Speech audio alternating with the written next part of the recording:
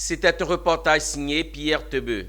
Le secrétaire permanent de l'Organisation pour l'harmonisation en Afrique du droit des affaires, OHADA, est connu. Il s'agit du Sénégalais Mayatan Ndiaye Mbaye. Récemment, il a prêté serment devant le Conseil des ministres. Retour sur quelques images de la cérémonie avec Ange Assemian.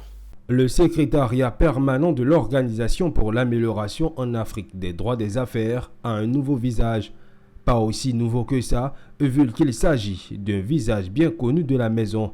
Le Sénégalais Mayatan Ndiaye Mbaye prend les rênes de cette institution, vecteur de développement économique des États membres. Durant 6 ans, il était à la tête de la direction de l'école régionale de la magistrature, RSUMA. Aujourd'hui, secrétaire permanent de l'OHADA, Ndiaye Mbaye dévoile ses priorités pour son mandat de 4 ans à venir. Nous en avons beaucoup. Nous avons des défis d'ordre structurel. Vous avez entendu là tout à l'heure la présidente de la Cour nous rappelait les défis d'ordre structurel. Il y a une restructuration qui est à envisager. Nous avons des défis communicationnels. Il y a une redéfinition de la communication que nous devons mettre en œuvre. Nous avons des défis matériels, nous avons des défis géographiques parce qu'il faut que l'organisation s'étende sur l'Afrique. Le dernier État qui a adhéré à cette organisation-là, y a adhéré il y a maintenant 10 ans.